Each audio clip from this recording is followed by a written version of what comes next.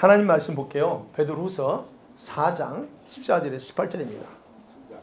3장. 교도학교에 제가 14절 먼저 읽겠습니다. 그러므로 사랑하는 자들아 너희가 이것을 바라보나니 주 앞에서 점도 없고 흠도 없이 평강 가운데서 나타나기를 힘쓰라.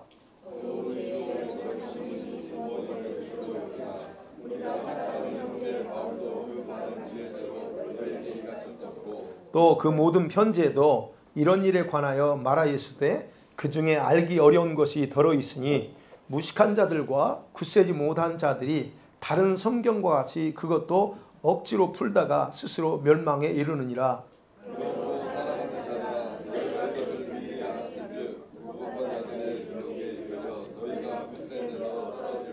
같이 읽습니다. 오직 우리 주 곧 그 주 예수 그리스도의 은혜와 그를 아는 지식에서 자라가라.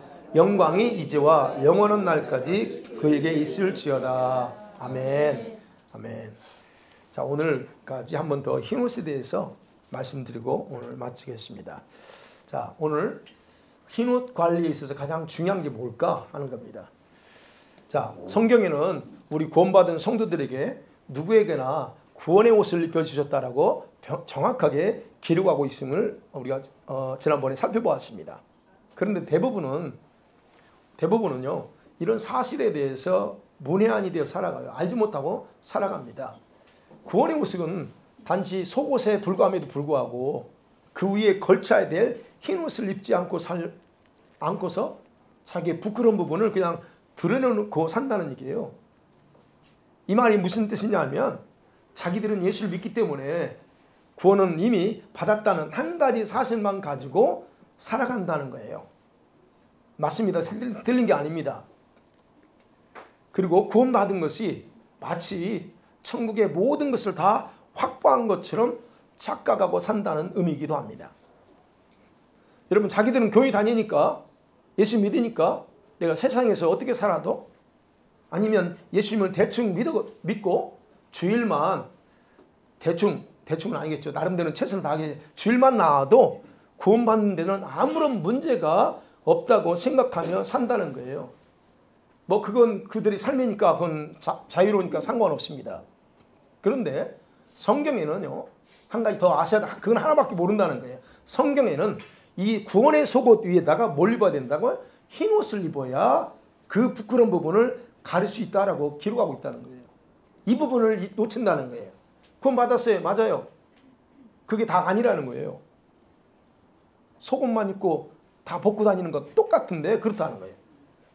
그래서 대부분의 교회에서 흰옷에 대해서 전혀 가르치지 않고 있어서 많은 성도들이 이런 사실을 잘 알지 못하고 그래서 교회만 다닙니다. 물론 그것도 이해합니다. 목회자들이 잘 몰라서 그랬던 것도. 그래서 저처럼 흰옷에 대한 설교를 하면 마치 이단이 아닌가라는 생각을 하고서 받아들이려고 하지 않는 그런 사람도 의외로 있습니다.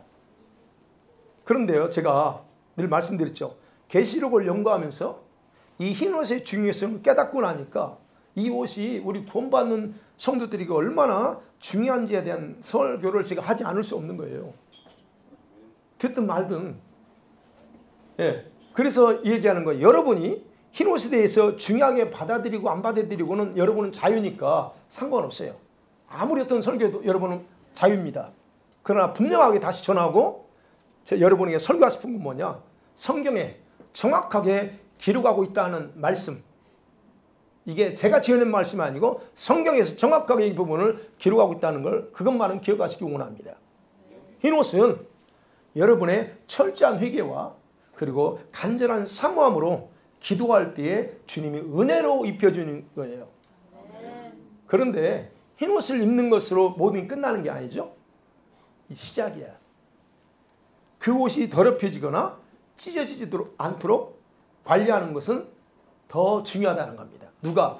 내가. 여러분 스스로 관리하는 게 책임이라는 거예요. 그래서 오늘은요. 어떻게 하면 그 흰옷이 더럽혀지고 찢어지는가?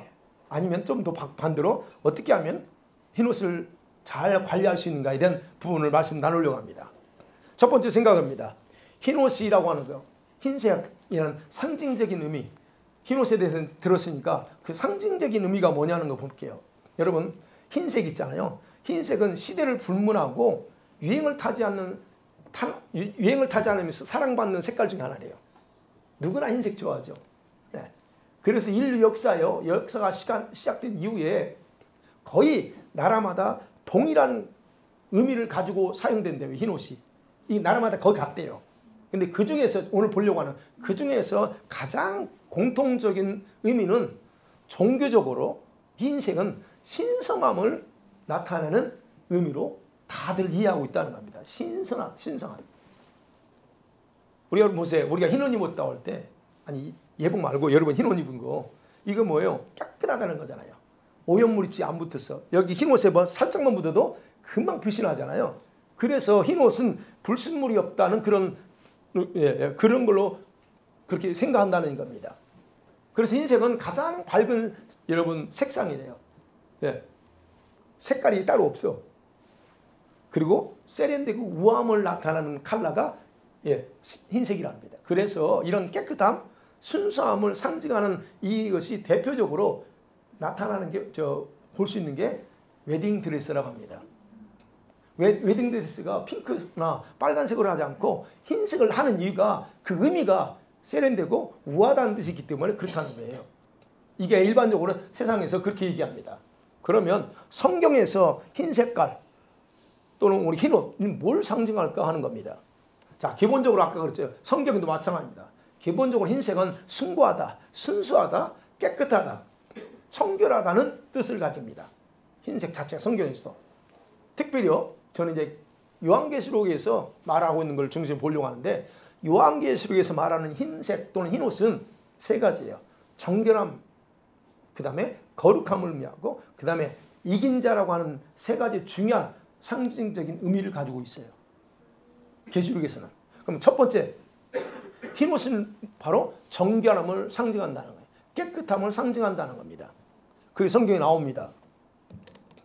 7장에 계시록 7장에 보면 여러분 사도 요한이 술을 헤아릴 수 없는 많은 사람들이 아버지 보좌 앞에 있어요. 근데 거기서 어린 양의 십자가에 죽으신 어린 양이신 예수님을 예비하는 그 환상을 봐요. 그 술을 헤아릴 수 없는데 이제 그게 우리가 아는 것처럼 10,000명 있을 때 그 술을 카운트 할 수 있습니까? 10만 명, 20만 명 있어도 우리가 또 동일하게 멀리서 보면 술을 셀 수 없죠. 그 정도로 어쨌든 요한이 눈에 그렇게 보입니다. 근데 모두가 다 뭘 입고 있냐? 흰 옷을 다 입고 있다 그래요. 전부 다. 그래서 사도 요한이 이렇게 보고 있는데 그 앞에 아버지 보좌 앞에 있는 24장로 중에 한 분이 이 요한에게 물어요. 너 저 사람이 누군지 알아? 같이 읽어볼게요. 시작. 내가 말하기를 내여 주여 당신이 아시나이다 하니 그가 나에게 이르되 이는 큰 환난에서 나오는 자들인데 어린 양의 피에 그 옷을 씻어 화리게 하였느니라. 네. 요한이 모르는데 장로가 물어봐요. 저 누군지 알아? 모릅니다. 그러니까 뭐라고 말합니까? 이 사람들은 큰 대환란에서 나온 자들인데 어린 양의 피에 그 옷을 씻어서 깨끗하게 했다. 희게 했다라고 얘기합니다. 자, 여기서 볼 게 그래요. 어린 양의 피에 옷을 씻었어요. 그래서 희게 하얗게 됐다라고 하는 이게 무슨 뜻일까 하느냐예요. 희게 했다는 거. 여러분 이걸 오해합니다. 여기서 하얗게 됐다는 것은 여러분 죄인이 예수 믿으면 피 흘림의 공로를 통해서 용서받아 정결하게 됐다는 게 아니에요. 우리가 회개하면 예수 피로 정결하게 되죠. 우리가 여러분이 처음 예수 믿으면 여러분 예수님 피로 딱 해서 그걸 의미하는 게 아닙니다. 그리고 이미 입혀준 구원의 속옷을 씻었다는 의미가 아닙니다. 여기서는 뭘까요? 흰옷을 씻어서 정결하게 깨끗하게 됐다 하는 뜻입니다. 왜냐하면 이제 이렇게 해석한 이유가 뭐냐면 이런 성도들은요 대환란에서 나왔어요. 그리고 그 환란 휴거된 자들일 수 있고 두 가지로 휴거된 자들일 수 있고 그 다음에 또 대환란 속에 순교자들일 수 있기 때문에 그래요. 다시 말씀드리면 하나님 보좌 앞에 나가서 밤낮으로 그랬죠. 밤낮으로 거기서 나가서 예배하고 할 수 있는 것은 성도들 아무나가 아닙니다. 아무나가 아니고 흰 옷을 입은 자들이 나가서 예배하는 곳이에요. 그렇기 때문에 저것은 구원의 속옷을 얘기하는 게 아닙니다. 그래서 이렇게 자, 흰 옷은 여기서 흰 색깔 흰 옷은 정결하다, 깨끗하게 됐다는 그런 상징적인 의미가 있다는 거예요. 그 다음 두 번째로 흰 옷은 거룩함을 상징합니다. 거룩. 하나님이 내가 거룩하니 너희도 거룩하라 그럽니다. 하나님에게서 거룩은 뭘까요? 하나님 빛 자체예요. 그분에게 어둠이 조금도 없는 상태, 그게 거룩이에요. 그게 영광이죠. 그러면 흰색이라고 하는 것은 그런 하나님의 거룩을 상징한다는 거예요. 그러면 저와 여러분 봐요. 십자가의 피로 구원받았어요. 그럼 누구에게나 주님이 요구하는 게 있습니다. 구원받았어요? 그 다음에 어떻게 살아야 되나? 우리가 요구하죠. 순결하고 깨끗하고 거룩한 생활을 해야 된다라고 우리에게 요청하죠. 되는 대로 살지 마. 옛 습관대로 살지 말고 어떻게 해요? 변화된 모습으로 살라 강조하죠. 그것을 요한계시록에서는 뭐냐면 자기 옷을 더럽히지 않는 삶을 살라 하는 얘기예요. 그것에 대해서 계시록 3장 4절에서 예수님이 말합니다. 시작. 그러나 사대에 그 옷을 더럽히지 아니한 자 몇 명이 내게 있어 흰 옷을 입고 나와 함께 다니리니 그들은 합당한 연고니라. 여기서 분명히 말합니다. 그 옷을 더럽히지 않고 산 사람이 있대요. 그럼 무슨 말이에요? 삶을 살았는데 옷을 더럽히는 삶을 살았다는 얘기예요. 즉 거룩하게 살지 못했다는 겁니다. 여러분 예수님의 십자가의 피로 죄와 허물로 정결케 된 모든 성도들, 저와 여러분 다 그렇습니다. 어린아이 할 것 없이 다 우리의 삶 속에서 자신의 삶으로 거룩을 완성해 나가야 되는 것이 우리의 삶의 바람직한 모습이에요. 이것을 우리는 흔히 성화라 그래요. 성화의 삶을 살아야 된다 그러죠. 성화. 신학적인 단어를 성화라고 말하죠. 근데 중요한 건 여러분 여기서 많은 성도들이 오해합니다.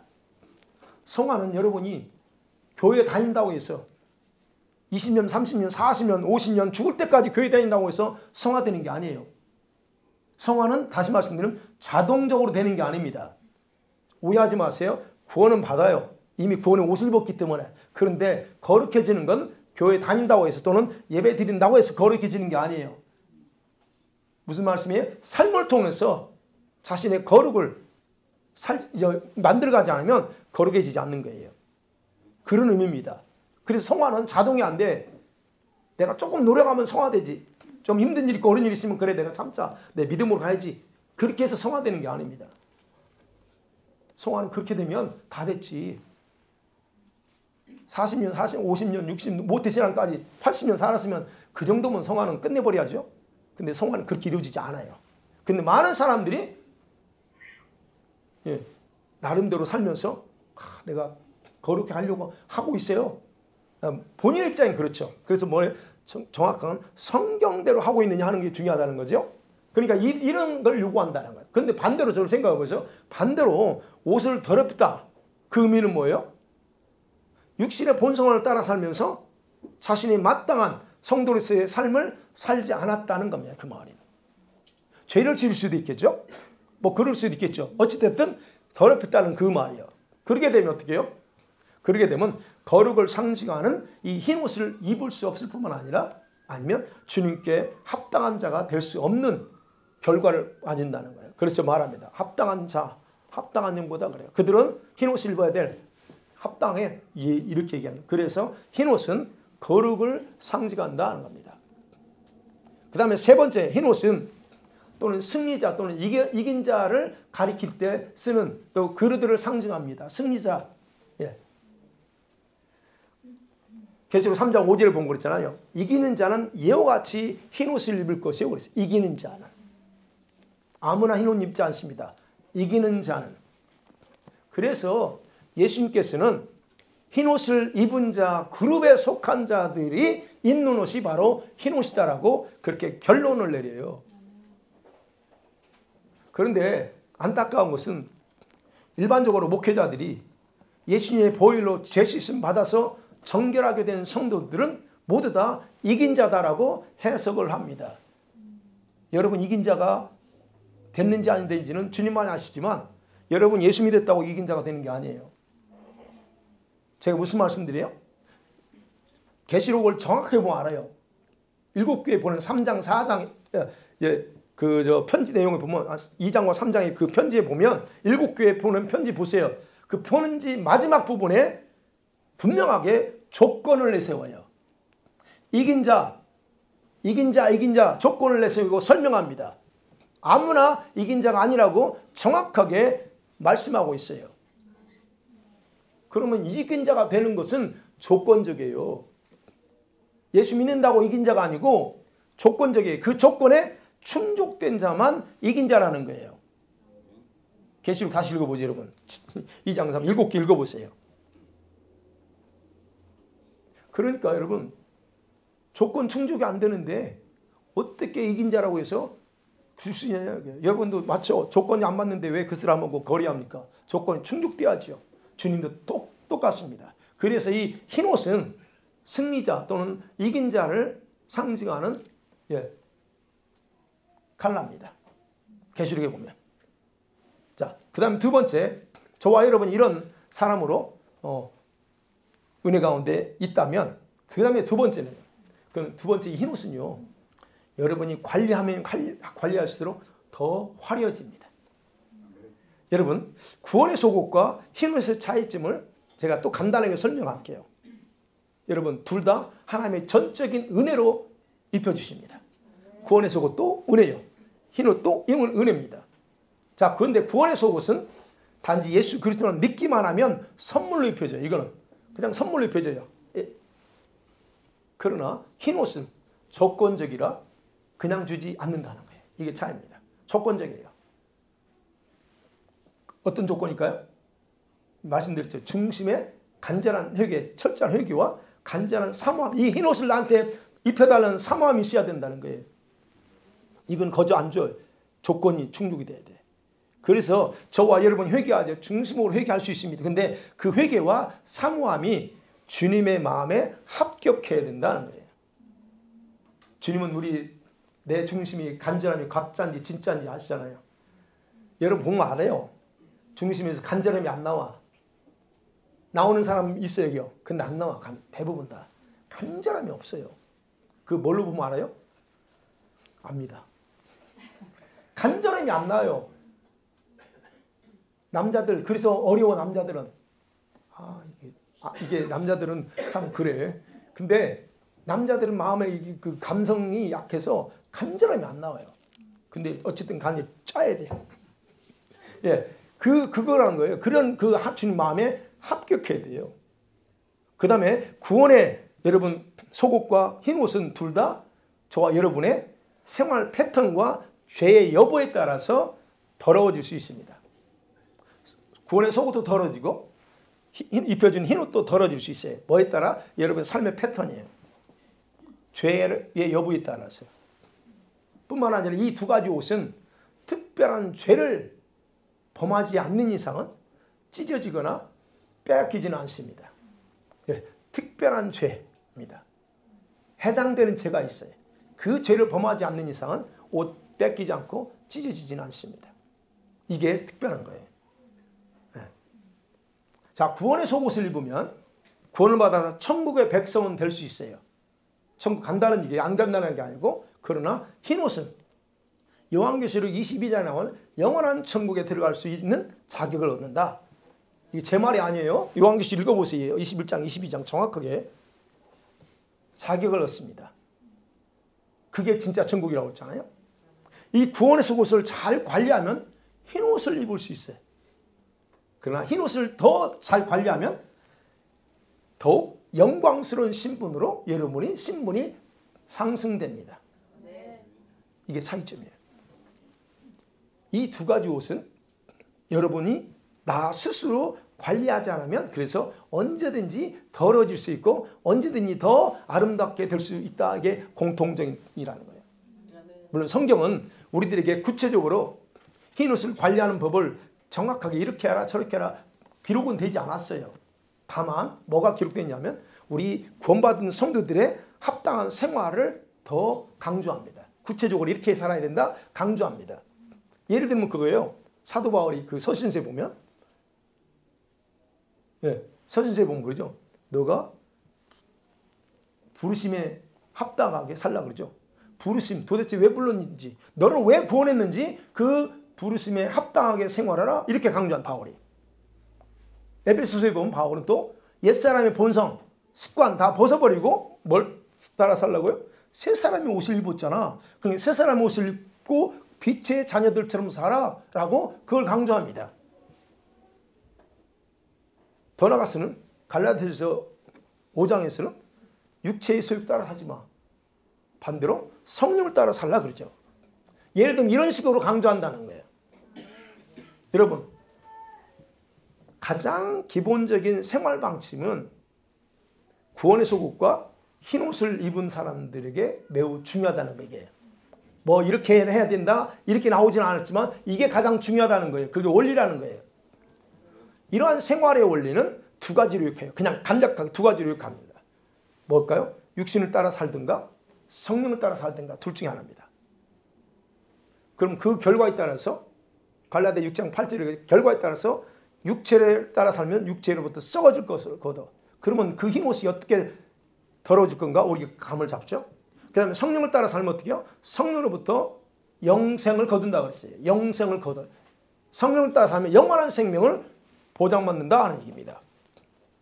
자, 그러니까 이러한 생활에 따라서 저와 여러분에게 입혀주신 구원의 소극과 흰옷의 상태는 달라진다는 거예요.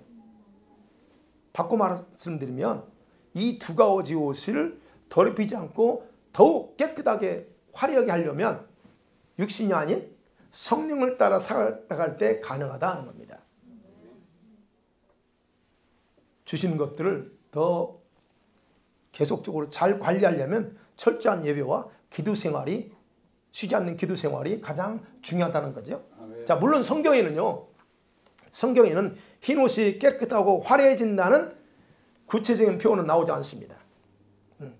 화려해지는 거 나오지는 않아요. 그러나 이 단어를 가지고 여러분이 시비를 만드는 이유가 있어요. 화려해진다. 여러분 옷이 더 빛나는 거. 여러분 성경에요. 이런 식의 표현이 나타나지 않죠? 근데 여러분 우리가 아셔야 될 거는 이런 말을 한다고 해서 이런 그 표현을 한다고 해서 이상하게 생각할 필요 없어요. 왜냐하면 우리들이 표현하는 많은 신앙의 단어들 있죠? 그 단어들이나 신학교에서 사용하는 단어들 중에서 성경에 직접적으로 나타나지 않는 것들이 많기 때문에 그래요. 근데 우리는 그거를 우리식으로 표현하는 뿐이에요. 성화라는 단어가 나와요? 안 나와요. 거룩이라고 그러지. 근데 이거를 우리는 우리식으로 성화 그렇게 표현하는 거예요. 칭의가 뭡니까? 칭이라는 단어 안 나와요. 우리 한자로 우리가 칭 이거예요. 어쨌든 그런 식으로 그래서 어떤 단어를 가지고 우리가 이게 하면 안 된다는 거예요. 자, 성경에서 그러면 흰옷을 관리해야 된다는 것에 대해서 구체적이진 않을지라도 다음에 읽을 몇 구절을 보면 우리가 그 무엇에 목표를 두고 살아야 될지에 대해서 정확하게 이해할 수 있어요. 우리가 흰옷을 관리하는데 흰옷의 관리 목표가 뭐냐는 거예요. 그게 성경에 나옵니다. 에베소서 5장 27절 시작. 자기 앞에 영광스러운 교회로 세우사 티나 주름 잡힌 것이나 이런 것들이 없이 거룩하고 흠이 없게 하려 하심이라. 분명히 바울이 말하면 저는 교회를 얘기하거든요. 교인 우리들. 그럼 티나 주름 잡힌 것이 없는 흠이 없는 상태. 이거 뭘 의미할까요? 여러분이 주름 잡힌 걸 얘기할까요? 그게 아니죠? 그럼 무슨 의미예요? 흰옷이라는 얘기예요. 지금 우리가 입는 의복과 관련되어 있어요. 아까 말씀드렸지만 흰옷에 검정이든 빨강이든 하나 붙으면 그대로 점이 돼 티가 돼요. 지금 얘기합니다. 티, 주름 잡힌 것, 흠이 없는 이 모든 것 없게 하는 거예요. 이게 우리의 삶의 목표여야 된다는 거예요. 우리 흰옷에 관리하는 이게 목표여야 된다는 거예요. 근데 골로새서 1장 22절은 조금 더 나와요. 시작. 이제는 그의 육체의 죽음으로 말미암아 화목하게 하사 너희로 거룩하고 흠없고 책망할 것이 없는 자로 그 앞에 세우고자 하셨으니. 저기서 뭐라고 말합니까? 거룩하고 흠이 없는 것 동일합니다. 근데 또 그 단어가 뭐 나가요? 책망할 것을 말합니다. 주님의 눈에 볼 때 책망할 게 있어요. accusation. 책망할 게 있어요. 그럼 어떻게 살기 때문에 책망할까요, 주님이? 도대체 뭘 보고 어떻게 내가 내 흰옷을 더럽히거나 TV를 만들길래 주님이 책망하냐는 거예요. 그러면 우리의 책임이 뭐라는 거예요? 주님이 우리에게 주신 입혀주신 어떻게 하냐에 따라서 책망도 가능하다는 얘기예요. 지금 너 왜 그렇게 흰옷을 갈고 살았냐? 책망한다는 거예요. 그러니까 우리가 주님 앞에서 흰옷을 여러분이 은혜로 입혀줬잖아요. 그 입혀준 것에 대해서 소중하게 알고 틈, 주눅 없이 정확하게 관리하는 목표를 삼아야 된다는 거예요. 오늘 본문에서 말합니다. 14절이겠죠. 너희가 이것을 바라보는 주 앞에서 점도 없고 흠도 없이 평강 가운데서 주님 앞에 서기를 힘쓰라 그래요. 그렇게 하며 나갈 때 18절에 그랬죠. 그리스도의 은혜와 그를 아는 지식에까지 자라가래요. 단순히 주님이 어떤 분이 아니고 지식에까지, 여러분의 지식도 자라가야 돼요. 왜냐하면 구원을 통해서 여러분 지식을 완전하게 했거든. 여러분 알아가셔야 돼요. 예수님처럼 닮아가야 된다. 그게 우리의 목표여야 돼요. 바로 그래서 이런 부분을 통해 보면 어느 정도까지 내 흰옷을 관리해야 되고 주님은 어떻게 내 흰옷을 관리하기를 원하는가를 우리가 정확하게 파악할 수 있다는 겁니다. 점도 없고 흠도 없는 상태로 관리하면 할수록 여러분은 옷이 더 화려해지고 그 다음에 뭐가요? 그 다음에 블루옷을 입히 겉옷, 애복겉이 블루입니다. 블루옷을 입혀주겠죠? 블루옷을 입은 분들이 계셔요. 이게. 입혀주겠죠? 그 다음에 거기서 하면 또 그 다음에 이렇게 하나님이 우리를 그렇게 하신다는 거예요. 마지막 그러면 세 번째를 보면 이제 오늘 봐야죠. 그럼 어떻게 하면 흰옷을 더럽힐까 하는 거예요. 흰옷을 더럽히는 행위들이 있겠죠. 분명히 말하고 있으니까. 점도 만들 수 있고 흠도 만들 수 있어요. 어떻게 하면. 자, 여러분 물론 가장 기본 이건 죄입니다. 죄예요. 죄로 흰옷은 더럽혀져요. 근데 문제는 여러분 죄는 여러분 생각할 때 어떤 것이 죄라고 생각합니까? 죄의 뿌리는 어디에 있을까요? 죄의 뿌리는 여러분 행동이 아닙니다. 죄의 뿌리는 여러분의 마음입니다. 마음과 여러분 성품입니다. 그죠? 그 마음의 뿌리는 여러분 성품과 관련돼 있잖아요. 마음이 아주 강팍해. 그러면 그 성품도 강팍해요. 그죠? 그래서 예수께서 오셔가지고 이 마음과 성품을 강조한 거잖아요. 예수께서 오셔가지고 죄의 가장 기본 뿌리는 행위가 아니라 너희들의 마음에 있다라고 강조해요. 그래서 마태복음 5장 28절에 음욕을 품고 여자를 바라보는 자는 뭐 했다고요? 이미 너는 간음했다 그러죠. 죄가 아니고 간음했다 그래요. 그 무슨 말이에요? 행동이 안 했어. 행동을 안 했어. 행동 이전에 뭐가 죄는 어디 있어요? 내 속에서부터 마음에서 있다는 거예요. 그래서 이미 죄를 졌어. 품다는 거예요. 상상하는 것도 마찬가지예요. 그래서 상상은 죄입니다. 상상하지 마세요. 상상은 죄예요. 제가 얘기했잖아요. 상상은 실제입니다. 여러분 연계선 실제 그대로. 그러면 거기서부터 죄가 시작돼. 그래서 예수님이 그 다음에 하신 말씀이 우리는 더 집중해야 될 게 뭐예요? 내 오른눈이 너를 실축하게 하니 그럼 오른 빼버리라 그래요. 오른손 잘라버려. 아주 그 심각한 말씀합니다. 그게 뭐예요? 그 정도로 죄는 여기 있어. 그래서 저와 여러분의 내면의 마음과 성품을 바꾸지 않으면 우리는 죄에서 벗어날 수 없다는 것을 우리가 정확하게 이해하실 필요가 있다는 얘기예요. 저와 여러분의 성품이 예수님처럼 변하지 않는다면 그래서 거룩을 이루어가는 것은 어렵게 됩니다.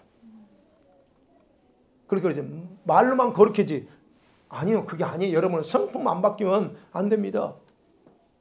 하나님께서 흰옷을 입혀주셨는데 어떻게 해요? 입혀주셨는데 그것을 지속적으로 깨끗하게 유지할 것인가? 아닌가는 누구에게 달려있어요? 여러분의 마음의 상태, 성품에 따라서 그 다음에 중요하다는 거예요. 행동 이전에. 왜요? 왜 제가 여러분 마음의 상태, 성품을 강조합니까? 여러분 행동은 먼저 내면의 상태를 그대로 반영해 주는 것 때문에 그래요. 여러분 마음에 뭘 가지고 있느냐가 행동으로 나오거든요. 뭘 가지고 있느냐가 말로 나오잖아요. 그렇기 때문에 그래요. 그러니까 내가 뭘 추구하느냐에 따라서 내 삶은 그대로 나와요. 그렇기 때문에 그렇다는 거예요. 예를 들면 그래요. 예를 들면 여러분 평소에 자기 중심으로만 사는 사람들이 있어요. 교회 안에도. 예수 믿어요. 자기 중심적으로 사는 사람들은 다른 사람에게 관심 없습니다. 자기와 가족에게는 굉장히 관심을 둘 수 있어요. 이게 뭐예요? 중심이 그렇기 때문에 그래요. 또한 평소에 세상적인 것에 관심 많은 사람들이 있어요. 예를 들어서 우리 아이들이나 20대 이런 아이들은 한참 세상적인 게 좋으니까 거기만 몰두합니다. 이런 사람들은요.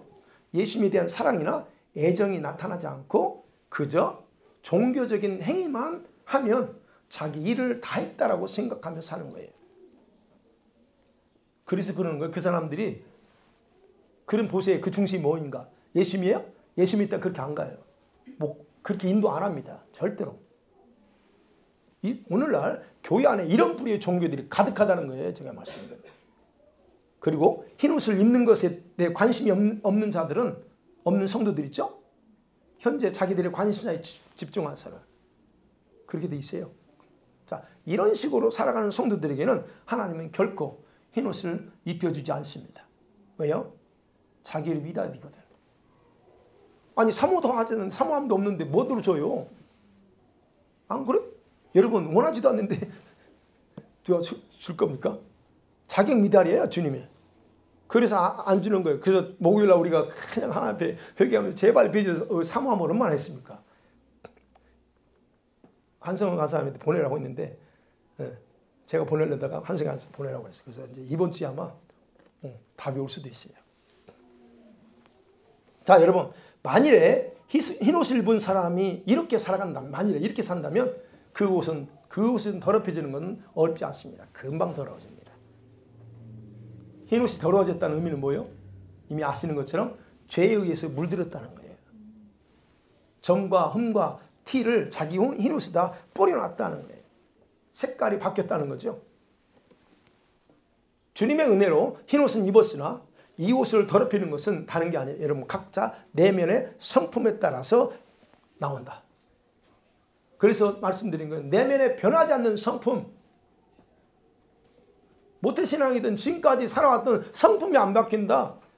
그럼 그 성품 바뀌지 않는 어떤 많은 면이 바뀌었죠. 여러분 바뀌어 오셨는데 아직까지 안 바뀐 것들이 있어요. 근데 그것이 여러분에게 어떤 것이 흰옷을 더럽히거나 찢는 행동을 할 수도 있다는 거예요. 그 성품이. 그럼 어떻게 살면 흰옷을 더럽히고 찢어지게 할까? 어떤 종류의 죄도 흰옷을 더럽히고 찢게 할 수는 있습니다. 어떤 죄든. 근데 우리가 이제 여기서 죄에 대해서 잠깐 생각해 보게. 우리는 죄라고 생각하지 않고 말하고 행동하는 경우가 있어요. 이건 죄가 아니야. 이렇게 생각하는 것들이 있어요. 근데 중요한 건 우리가 생각해야 될 게 뭐냐면 그것이 주님의 눈에 죄로 비춰진다면 그 죄입니다. 교만하게 상대방을 무시하거나 이런 거 나는 뭐가 죄야 그게? 그런데 주님의 눈에 그게 죄면 죄예요. 근데 우리 일반 사회에서는 그걸 죄라고 얘기 안 하죠. 그러니까 그렇다는 거예요. 우리는 죄라고 생각하지 않고 말하고 행동할 수 있지만 근데 그것이 주님의 눈에 죄야. 그러면 죄요. 그러면 그것이 결과로 나는 더러워질 수 있다는 거예요. 저는 죄를 세 가지로 나눕니다. 일반적으로. 저는 그래요. 윤리 도덕적인 죄. 이건 맞죠? 그 다음에 영적인 죄가 있어요. 그 다음에 종교적인 죄가 있어요. 종교적인 죄 세 가지. 저는 그 세 가지 구분해요. 자, 윤리 도덕적인 죄는 우리가 다 아는 것처럼 뭡니까? 세상의 법에서도 금하고 있는 것들을 범하는 것 죄입니다. 크게 다 아는 것들이죠. 살인하는 거. 이건 심각하죠? 도둑질, 남의 거 훔치는 거. 폭력 쓰는 거. 간통하는 거. 이건 뭐 그렇죠? 사기치는 거. 여기서 또 나와요. 여기는 또 그렇지만 상대방을 무시하고 모독하는 것도 도덕법에는 적용 안 되지만 그건 상대방을 무시하는 행위는 죄예요. 물론 우리가 이런 죄들은 짓지 않고 살 겁니다. 도덕적으로. 우리는 도덕적으로 죄는 안 질 거예요. 자, 그런데 만일에 우리가 이런 도덕적인 죄들을 짓는다면 영적인 죄와 직결돼 있어요. 이건. 살인은 영적인 죄와 직결돼 있어요. 그래서 자신의 영혼에 심각한 타격을 주기 때문에 어떤 부분은 예를 들어 살인이나 도둑질 이런 것들은 흰옷을 찢어버립니다. 분명한 것은요. 제가 오늘 그냥 이렇게 구체적으로 안 하고 넘어가려고 해요. 어떤 건 찢는다 이거 안 하는 거예요. 네. 그 다음에 영적인 죄가 있어요. 도덕적인 죄 우리가 다 알죠. 영적인 죄. 이 영적인 죄는 뭘까요? 근데 이 영적인 죄는 많은 성도들이 너무 쉽게 허용하는 것들이에요. 이 부분에서. 그 죄인 줄 몰라. 왜냐하면 그런 것들은 현대 문화나 풍습이라고 여기기 때문에요. 여러분 종교다원주의 인정하는 거 영적인 죄입니다. 혹시 여러분 종교다원주의 뭐 그 사람들 뭐 거기도 권위 있다고 하니까 뭐 아니면 동성애 인정하는 거 아 그 사람은 취향이야. 여러분 속고 있는 거예요. 동성애 취향이 아닙니다. 동성애는 그렇게 태어난 게 아니에요.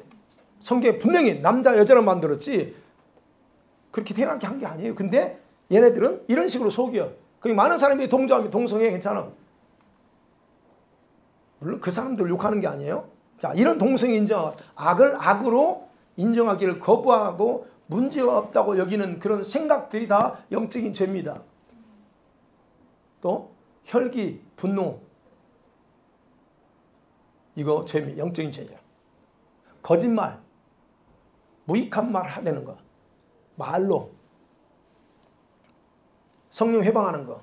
성령님의 역사하심을 이건 우리 많이 짓죠. 성령 회방하는 걸 저 이단이라고 말하는 거 함부로 이단이라고 말하면 그 성령 회방입니다.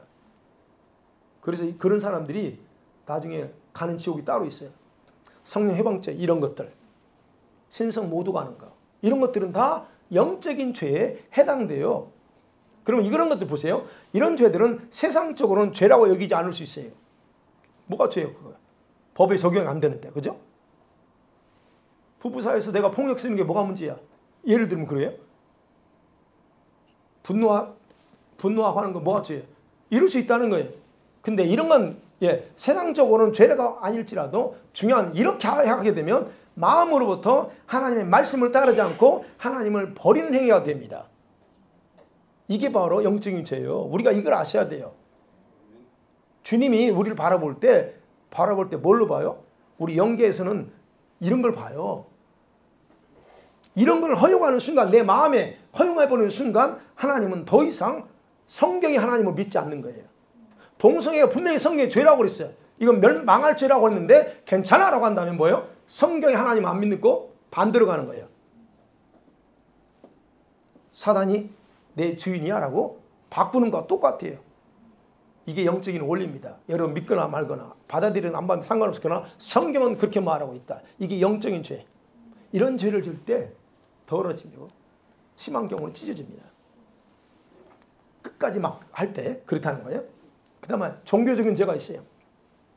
종교적인 죄는 하나님과의 관계에서 특별히 금지한 것을 범하는 행위들이 종교적인 죄입니다. 예를 들면 우상숭배. 아니 하나님 믿는다면서 가서 절에 가서 또는 주술 하는 데 가서 점을 치거나 한국식 점 치죠. 여기서는 뭐 있죠 그거 타로 같은 거 이런 건 다 하나님과 관계에서 우상숭배의 죄요. 또 뭐 있을까요? 11조 떼먹는 도둑질은 이거 하나님께 도둑질하는 겁니다. 저는 헌금 설교를 안 하지만 11조 떼먹지 마세요. 굉장히 그건 위험한 죄입니다. 주일성수 함부로 어기지 마세요. 저는 강조합니다. 아파도 교회 와서 아프고 죽어도 교회 와서 죽으라 얘기해요. 요즘은 너무 좀 감기만 들면 교회 안 와버려요. 아프다고. 그래서 안 온 사람들 지금 탓하는 게 아니에요. 주의종 비판하는 거야. 제가 이거 얘기했잖아. 주님이 저한테 3가지 얘기했다고. 주일 3가지 절대 건드리지 마라. 다시 한번 강조하게 못 들은 분이 계시니까 3가지 얘기했어요. 너는 절대 왜냐하면 제가 이거 그 중에서 많은 부분을 내가 교만하게 범했던 죄거든요. 11조 내 거야. 요즘은 신학적으로 11조 끝났다고 그래요. 예수님이 11조야. 그래서 예수님이 한 번의 죽으심을 통해서 11조 드렸기 때문에 더 이상 우리가 돈으로 해서 11조 드릴 게 없다라고 목사들이 강조합니다. 그거 잘못된 거짓 가르침입니다. 주님은 저한테 11조 내 거야. 이건 떼먹지 마. 내 거는 세 가지인데 저한테는 세 가지만 얘기했어요. 세 가지는 절대 건드리지 마라. 이건 내 거기 때문에. 그래서 11조예요. 그 중에 하나가. 그럼 여러분 11조 철저하게 드리세요. 뗄 거 다 떼고 하지 말고 수입이 있으면 거기서 다 하고 나서 나머지 하세요. 그게 11조예요. 이거. 그 다음에 주일성수. 이거 한 번 더 강조해야 돼. 주일성수. 여러분 생각할 땐 주일성수 어떻게 생각하십니까? 주일날 1부 예배, 2부 예배 드리고 교제하고 했으면 다 끝났다. 주일 성수했어 라고 생각하죠. 근데 주님 그게 아닙니다. 이 날은 나의 날이야 그래요. 그러면 오늘 이 날이 나에게 속한 날이면 이 날이 끝나기 전까지는 예배하고 나서 온전한 여기가 우리 마음 중심이 주님께만 집중하고 다른 거 오락하지 말라는 거예요. 그래서 내가 주일날 뭐 사고 하는 거 못하게 하는 거예요. 주님이 저한테 가르쳤거든. 그럼 나는 여러분이 그래서 항상 여러분이 그걸 받아들이고 안 받아들이는 건 자유야. 그러나 주님은 저한테 그렇게 명령했어요. 오락을 위해서 너 자신 오락과 이걸 위해서 개인적인 어떤 걸 위해서 사 먹고 하는 거 하지 마. 그리고 오락하지 마. 그게 성경에 나와요. 그래서 제가 주일날 아이들한테 주일날 어디 나가서 뭐 사 먹는 거 하지 말라고 하는 거예요. 근데 이렇게 얘기해도 뭐 가서 뭐 시장 보고 뭐 하고 그러니까 그건 알아서 해. 뭐 우리 아이들 청년들 툭 하면 가서 뭐 먹고 하는데 뭐 예. 그러나 분명한 것은 저는 여러분을 전해요. 주일날 하지 마세요. 그런 거 가능하면. 병원 가고 신방하고 뭐 이럴 땐 괜찮아요. 이런 부분에 대해서는. 그러나 그 부분은 어쨌든 주님이 저한테 그래서 주일 성수 주일날 함부로 하지 마라. 그랬고 이게 또 왜 내 날이니까. 그 다음에 세 가지. 주의 종. 왜 주의 종이라고 하냐. 내 종이니까 주의 종이라고 그래. 비판하지 마. 주의 종은 내가 알아서 책임지고 내가 뭐 해. 그래서 제가 이 부분에서 얼마나 했겠어요. 주님이 딱 세 가지 절대 건드리지 마라. 여러분 이런 것들이 바로 하나님과 한 것이 종교적인 죄예요. 그래서 목회자 함부로 비판하지 마세요. 네. 또 뿐만 아니라 다른 사람 비난하는 것도 마찬가지고 그 다음에 술, 담배 하는 거. 여러분이 마약은 안 할 거니까 마약은 안 꺼내요. 술, 담배는 얼마든지 친숙할 수 있습니다. 술, 담배. 이런 것들이 종교적인 게 하나님이 금한 것들 하지 마세요. 그러면 봐요. 이런 것들을 할 때 이것이 얼마나 이런 죄들이 얼마나 하나님께서 싫어하는지를 분명하게 아셔야 됩니다. 내가 흰옷을 안 입었을 때는 모르는데 흰옷 입었는데 알면서도 술을 먹는다. 내가 뭐라고 안 할게요. 그 옷의 상태가 어떤지. 제가 있잖아요. 주님 기도하는데 지금 뭐 여쭤봤어요. 내가. 심각해져요. 그거. 자 어찌됐든 자 그래서 여러분들이 이 종교적인 죄 이런 죄를 쳐도 분명히 옷은 더럽혀지고 심한 것들은 옷이 찢어집니다. 뺏기지는 않지만 봐주십니다. 찢어져요. 자 그래서 이런 결과를 가져온다는 거예요. 말씀대로 살지 않고 성령이 아닌 자신의 생각과 육신의 본성을 따라 살면서도 중심을 매일 회개하지 않고 산다면 은혜로 주신 귀한 흰옷은 쉽게 더럽혀지거나 찢어지는 불행은 면할 수 없다 하는 것 여러분 반드시 기억하셔야 됩니다. 사랑하는 성도들 말씀 맺어볼게요. 자, 흰옷은 입어도 되고 안 입고의 문제가 아니라 여러분 이런 사실에 대해서 여러분 눈과 마음을 열고 받아들이기를 원합니다. 이건 여러분을 위해서 얘기하는 거지 난 나를 위해서 하는 게 아니에요. 나는 이미 괜찮아요. 주님이 감사하게 저한테 흰옷을 입혀줬고 그것에 대해 나는 문제 없습니다. 그러나 저는 이 설교를 또 다시 하는 것은 입지 못한 분들이 있고 그분들을 위해서 얘기하는 거예요. 이거 받아들이세요. 내 얘기가 아니고 성경이 얘기하니까. 그리고 여러분이 성경을 잘 알지도 못하면서 처음 들어보거나 자기의 생각과 많지 않는다고 거절하지 않기를 원합니다. 없는 얘기를 내가 강단에서 설교할 필요는 없잖아요. 있는 거 해야지. 목사로서 항상 저와 여러분 성도들이 말씀대로 받아들이고 살라고 강조하는 게 목회자 아닐까요? 그러나 강요는 할 수가 없어요, 여러분.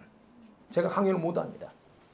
그럼에도 성도들이 듣든지 아니 듣든지 그것은 본인의 자유이기 때문에 중요한 부분은 제가 여러 번 강조하는 거예요. 여러분 하셔야 돼요. 그리고 여러분의 영혼은 잠자고 있는 상태에서 깨어나야 됩니다. 잠이 자고 있어, 성도들이. 그 말은 무슨 말이에요? 구원 못 받았다는 말이 아니에요.